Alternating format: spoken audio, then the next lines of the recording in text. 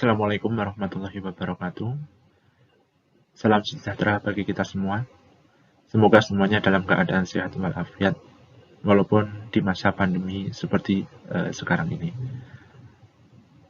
Saya ingatkan untuk sekali lagi, silahkan tetap jaga protokol kesehatan dengan cara menjaga jarak dan menerapkan 3M. Nah, pada pertemuan kali ini, pada mata pelajaran pekerjaan dasar elektromekanik di semester yang kedua, yang bahkan pertama kita bahas adalah materi mengenai penghantar listrik. Nah, apa sih sebenarnya penghantar listrik itu? Nah, oh ya, jadi sebelumnya perkenalkan dulu, saya adalah Ahmad Hidayat, guru mata pelajaran pekerjaan dasar elektromekanik. Nah, untuk materi yang pertama, langsung saja akan saya sampaikan.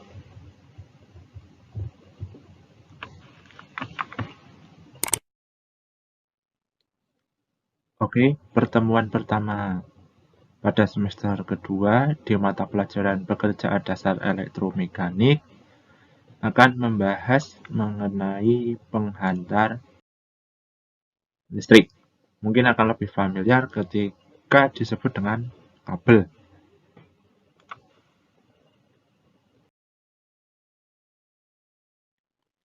Nah, sebenarnya apa sih yang dimaksud dengan penghantar listrik? Mungkin masih bertanya-tanya, penghantar listrik itu apa? Nah, di sini saya akan menjelaskan mengenai apa yang dimaksud dengan penghantar listrik. Di sini sudah jelas, penghantar atau konduktor listrik adalah suatu bahan yang dapat menghantarkan arus listrik. Penghantar atau konduktor ini sama dan merupakan bahan yang dapat menghantarkan arus listrik atau dapat mengalirkan arus listrik. Nah, contohnya apa saja? Yang pertama itu ada tembaga, ada besi, aluminium, kuningan, emas, baja, raksa atau merkuri, dan perak. Nah, semua ini adalah jenis-jenis dari logam. Ini yang dapat menghantarkan arus listrik. Selanjutnya yang pertama tentang persyaratan umum pemasangan instalasi listrik.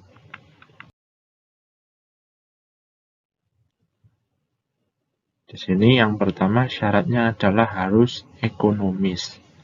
Dalam artian di sini ekonomis itu bukan murahan, tetapi instalasi tenaga listrik itu harus dibuat sedemikian rupa sehingga harga keseluruhan instalasi itu dari ongkos pemasangan dan pemeliharaannya itu semurah mungkin.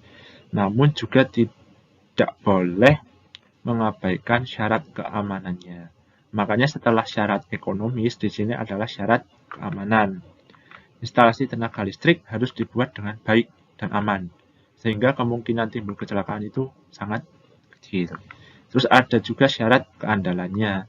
Nah, kelangsungan pemberian atau pengaliran arus listrik kepada beban atau konsumen pemakai listrik harus terjamin secara baik. Nah, jadi proses pengaliran arus listriknya itu harus dijamin secara baik. Sehingga memang untuk keandalan kita juga harus pintar-pintar dalam memilih sebuah penghantarnya. Karena yang mengalirkan arusnya itu kan yang jelas-jelas penghantarnya. Selanjutnya, yang kedua itu adalah jalur penghantar. Nah, instalasi penghantar dipasang pada jalur kabel untuk memegang atau menopang kawat. Jalur penghantar dapat terbuat dari logam atau bahan isolasi yang diizinkan.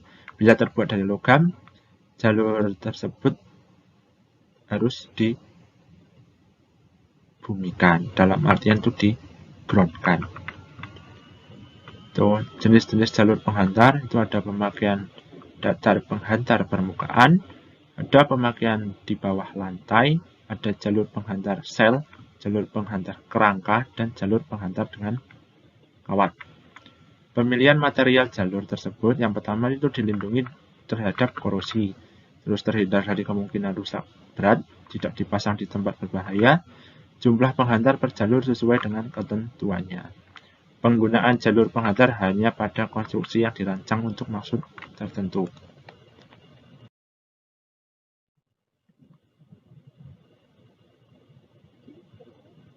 Selanjutnya adalah ketentuan pemasangan instalasi penghantar. Nah, untuk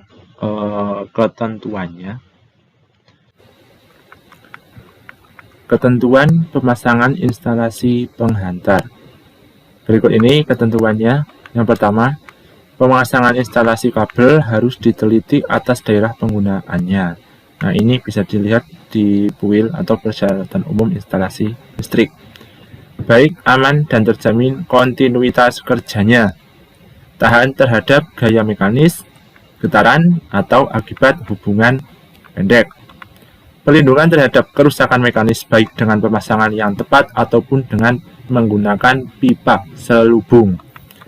Pada jarak yang terjangkau, tangan penghantar harus diberi pelindung yang sesuai. Hanya penghantar jenis kabel yang boleh dimasukkan dalam pipa. Pada pemasangan di bawah plesteran, kabel inti tunggal harus dimasukkan dalam pipa, kecuali kabel multicore dengan pelindung khusus, misalnya seperti NYM maupun NYY. Pemasangan instalasi itu harus tegak lurus atau mendatar. Pemasangan dalam pipa hanya boleh pada kabel untuk satu sirkuit saja. Nah, berikut sirkuit bantunya, kecuali kabel dengan inti yang banyak. Jumlah kabel dalam pipa ditentukan secara khusus. Ini juga ada di PUIL. Apabila terpaksa harus memasang instalasi beberapa sirkuit daya yang berbeda, harus dipilih kabel dengan identifikasi tegangan yang paling tinggi atau yang tertinggi. Penghantar netral dari satu sirkuit tidak boleh digunakan oleh sirkuit lain, kecuali pada rel netral PHB. Persilangan sirkuit yang berlainan dalam kotak bagi asal tidak terpotong tanpa isolasi tambahan. Sambungan kabel, terus ada selubung logam, pelindung konsentras, lapisan pelindung mekanis harus terhubung mekanis dan dibumikan atau digroundingkan. Tidak boleh menggunakan bumi sebagai penghantar balik, termasuk pipa air. Terus ada jalur hantaran atau pipa penghantar kabel listrik di dalam bangunan, itu harus dipasang berjarak minimal 1 cm dari jalur telekomunikasi atau instalasi arus lemah yang berada di luar bangunan, harus berjarak minimal 1 meter. Baik, terusnya, semua penghantar dalam instalasi bangunan harus berisolasi. Masing-masing penghantar fasa, netral, dan pembumian harus terlihat jelas dan dapat diidentifikasi. Nah, berikut ini ketentuan pemasangan kabel dalam tanah atau kabel instalasi rumah mengikuti ketentuan khusus. Ini juga ada di tabel 7.319 di PUIL. Yang pertama itu mutu terjamin. Dalam hal ini, konsumen mendapat aliran listrik sesuai dengan ukuran normal dari bebannya. Mudah diperluas, bahwa instalasi listrik harus direncanakan pula perluasan beban, agar tidak begitu sukar jika nantinya diperlukan adanya perluasan. Nah, persyaratan umum lainnya tentang penghantar listrik itu ada yang pertama, pemasangan instalasi penghantar itu harus memakai bahan yang sesuai dengan kegunaannya dan ketentuan pemasangannya untuk mendapat unjuk kerja yang optimal. Ukuran penghantar itu dinyatakan dalam ukuran luas penampang penghantar intinya dan satuannya dalam milimeter persegi. Pemakaian tegangan pengenal kabel penghantar untuk tegangan rendah adalah sebagai berikut: 230/400 itu 300 volt, 300/520 400 volt, 400/690 600 volt, 450/750 690 volt, 0,6/1 kV 1,2 kV. Nah, untuk nomor 4 itu adalah ukuran penghantar listrik. Ukurannya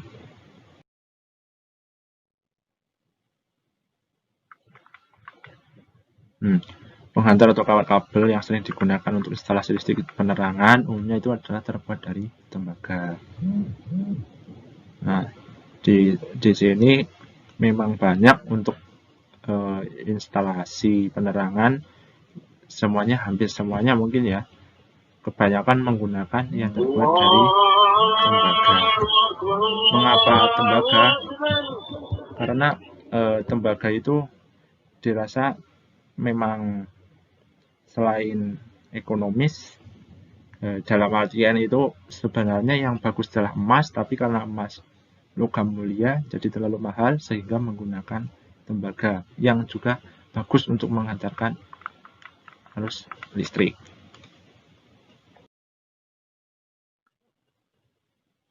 Selanjutnya warna selubung luar kabel PVC. Itu kabel berselubung PVC untuk instalasi tetap, misalnya itu NYM, tegangan nominalnya 500 volt, itu warnanya adalah putih. Untuk hantaran udara berselubung PVC, tegangan nominal 500 volt, berselubung hitam, itu selubung luarnya. Nah, kabel berselubung PVC itu 0,6 per 1 kV, itu warna selubung luarnya hitam, di atas 1 kV, warna selubung luarnya adalah merah. Dalam hal ini, kemampuan hantar sebuah kabel listrik ditentukan oleh kemampuan hantar arus yang dimiliki dalam satuan arus adalah satuannya ampere atau lambangnya huruf A. KHA. KHA ini adalah kemampuan hantar arus. Ditentukan oleh luas penampang konduktor yang berada di dalam kabel listrik. Adapun tegangan listrik dinyatakan dalam volt atau V besar ini. Besar daya diterima dinyatakan dalam satuan watt atau P. Terus rumusnya adalah ini.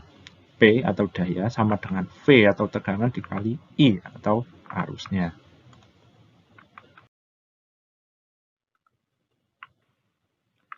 Selanjutnya ada tabel kemampuan hantar arus. Nah, di sini ada luas penampang nominal kabel, ada kemampuan hantar arus maksimum, ada kemampuan hantar arus nominal maksimum dari pengamannya. Nah, di sini ada kabel dengan luas penampang 1,5 mm persegi, kemampuan hantar arus maksimumnya adalah 19 ampere, dan kemampuan hantar arus nominal maksimum untuk bagian pengamannya adalah menggunakan 20 ampere. Dan seterusnya di bawah sini.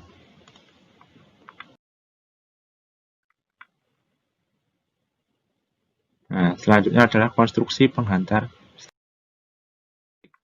Oke, untuk konstruksi penghantar listrik ada beberapa. Di sini penghantar bejal atau solid. Itu penghantarnya berbentuk kawat bejal, ukurannya itu sampai 10 mm. Memang tidak dibuat lebih besar lagi. Itu agar memudahkan saat penggulungan. Kalau lebih besar lagi otomatis penggulungannya akan susah. Nah, ini contoh kabelnya, kabel bejal. Ada kabel penghantar berlilit. Nah, berlilit itu penghantarnya terdiri dari beberapa urat kawat yang berlilit dengan ukuran 1 mm persegi sampai 500 mm persegi. Nah, ini contoh kabelnya. Seterusnya, ada juga penghantar serabut atau fleksibel. Ini biasanya banyak juga digunakan di tempat-tempat sempit, terus ada alat-alat yang portable, ada alat ukur, dan ada di kendaraan bermotor. Ini ukuran kabelnya 0,5 mm sampai 400 mm persegi. Ini gambar kabel serabut atau fleksibel. Ada penghantar persegi atau busbar. Ini penampang penghantar berbentuk persegi 4. Ini bentuknya lempengan. Digunakan pada PHB atau papan hubung bagi. Sebagai rel penghubung. Penghantar ini itu tidak berisolasi. Nah, ini dari gambarnya ini langsung berbentuk lempengan tembaga. Ini biasanya digunakan di panel.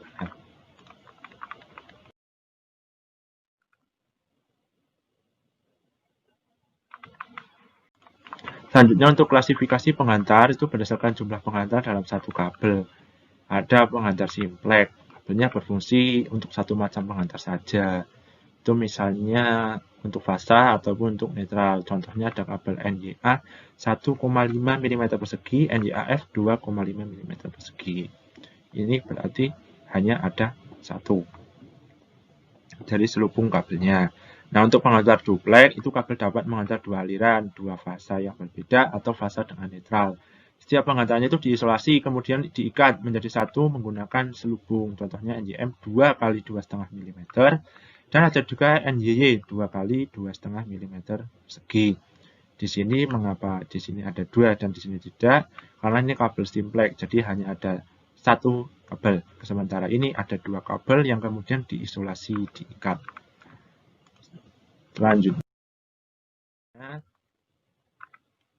ada penghantar triplek. Tadi ada simplex, ada duplek. Nah, di sini ada kabel dengan 3 penghantar, namanya triplek. Itu biasanya ada digunakan untuk kabel dengan aliran 3 fasa, itu RST. Atau bisa juga untuk fasa, netral, dan arde atau ground. Contohnya itu NYM 3 kali 2,5 mm, NYY 3 kali 2,5 mm persegi. Itu tadi ada 1, 2, 3, ini adalah 4. Kabel dengan 4 penghantar itu bisa mengalirkan 3 fasa dan netral, R, S, T, dan N, atau 3 fasa dan pentanahan. Nah, susunan hantarannya ada yang bejal, ada yang belilit, ada juga yang serabut. Contohnya ini NYM 4, tadi di sini kan quadruplek 4 kali 2,5 mm persegi, NYM-HY 4 kali 2,5 mm persegi. Ini jenisnya adalah penghantar quadruplek.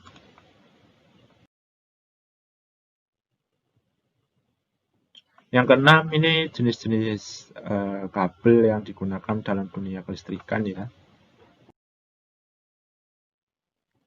Sebenarnya banyak jenis-jenis kabel, tapi nanti akan saya jelaskan beberapa saja yang memang umum untuk digunakan di instalasi, khususnya mungkin instalasi penerangan.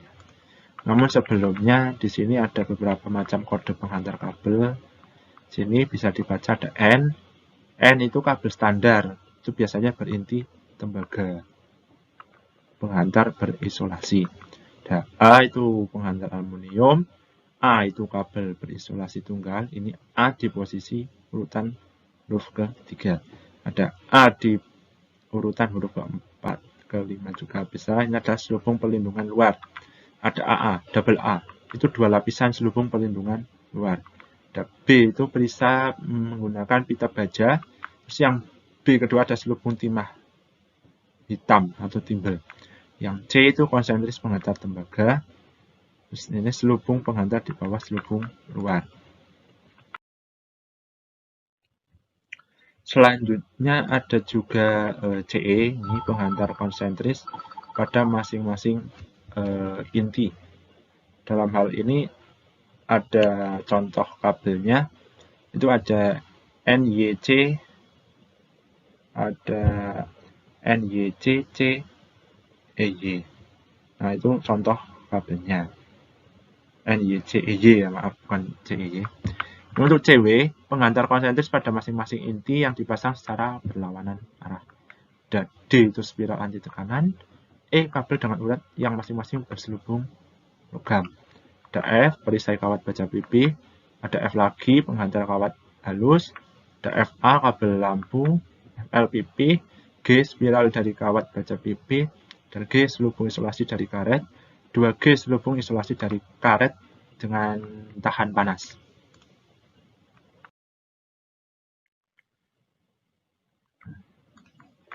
Nah, ini nanti bisa dibaca dan bisa dipahami. Ini ada beberapa juga untuk macam-macam kode penghantar kabel. Ini banyak ditemukan di internet itu sudah banyak yang membahas mengenai ini.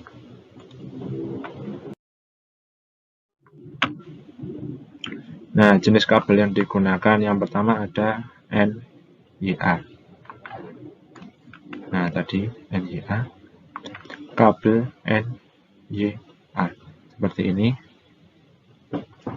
Ini adalah jenis kabel NYA. Jadi ketika kabel NYA itu seperti tadi yang dijelaskan di bagian depan. Nah, kabel NYA itu ada simbol N, Y, dan A. Nah, N itu menandakan kabel standar. Ini berinti tembaga. Sementara untuk Y itu menandakan jenis selubung isolasi yang terbuat dari PVC. Dan A itu menandakan kabel berisolasi tunggal. Ini. Selanjutnya ada NYM. Ada NYM. Ini hampir mirip dengan NYA. Tapi untuk kabel NYM itu ada N. N itu sama seperti tadi, kabel standar menggunakan tembaga. Y itu menandakan jenis lubung isolasi dari PVC. Dan untuk M-nya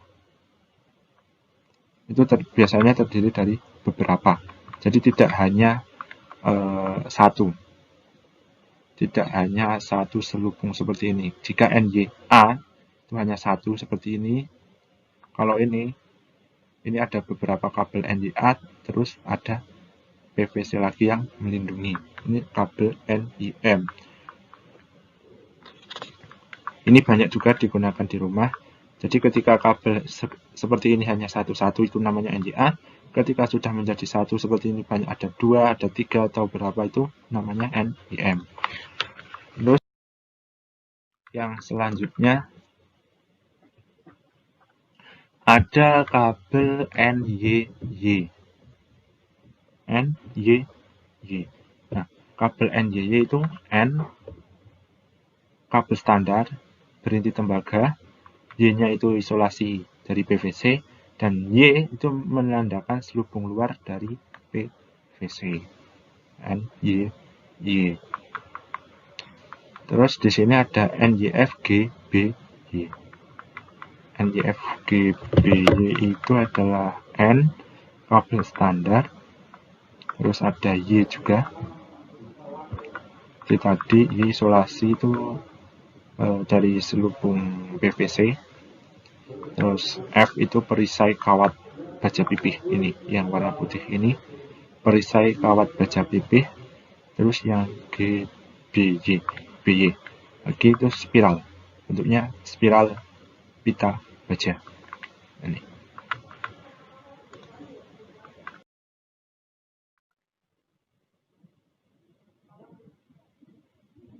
Oke, terima kasih untuk materi penghantar listrik. Cukup sampai di sini. Apabila masih banyak yang belum dimengerti, masih bisa untuk mencari referensi-referensi lain yang ada di internet. Karena sekarang sudah banyak sekali materi-materi mengenai penghantar listrik yang ada di internet. Nah, sekian dari saya Ari. Wassalamualaikum warahmatullahi wabarakatuh.